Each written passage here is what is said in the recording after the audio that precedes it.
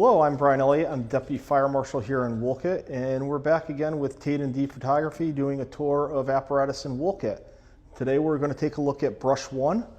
Brush 1 was originally a military issue Chevy M1008, which was a special design version of a Chevy pickup truck at the time, built up to spec for the United States Army. It has a 6.2 Detroit diesel in it.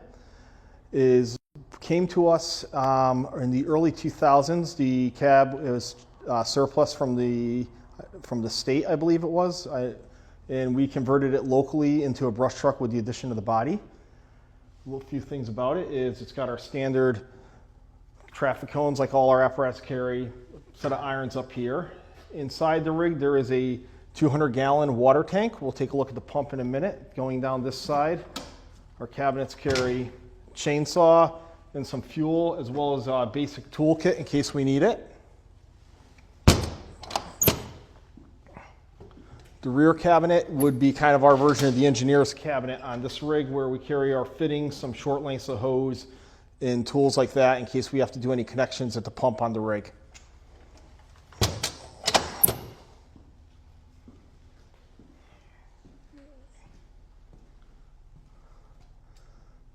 Moving on to the rear of the rig, this is where our pump is on this unit. We have a 250 gallon per minute pump available to supply. We have a booster reel up top, as well as a pre-connected hand line off the side, and then we have a few other discharges in case we need to add any lines.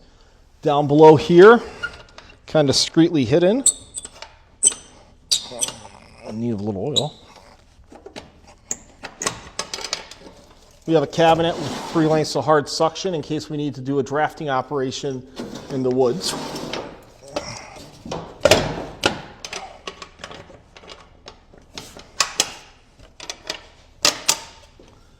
Over here we have a floating strainer.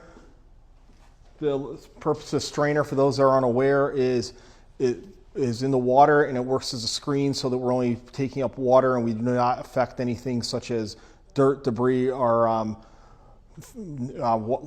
fish or things of that nature in the water. By floating, it allows it from getting too deep in the water, and we don't have to worry about getting low to the bottom of the water source.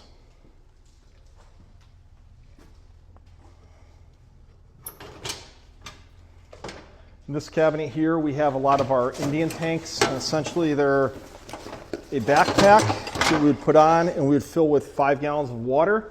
We would attach a small nozzle and hose, and it kind of reminds you of childhood playing with a squirt gun as we shoot water out of it.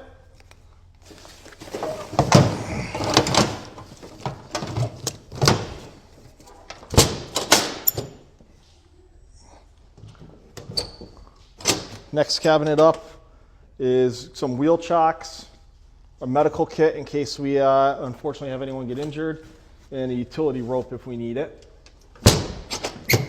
Over here we have a transverse tray that we can carry some shovels, rakes, and other long-handled tools that we'll need for brush fires.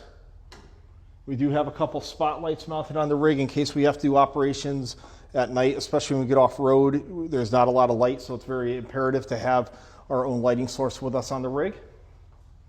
Take a little look in the cab.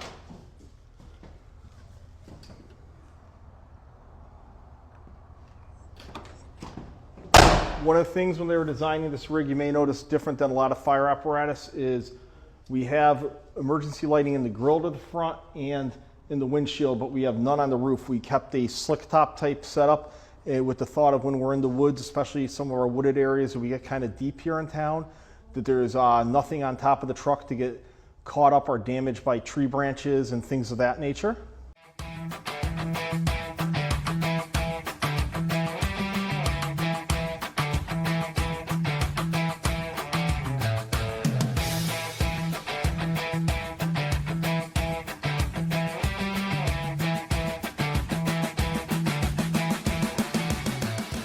And that's a quick look at our Brush 1. This is one of 2 brush trucks the town maintains that we use to deal with wildland fires here in Wolcott, Connecticut. I'll give you a little overview. The town of Wolcott, Connecticut is about 21 square miles with a population of 16,000. The fire department operates out of 3 companies.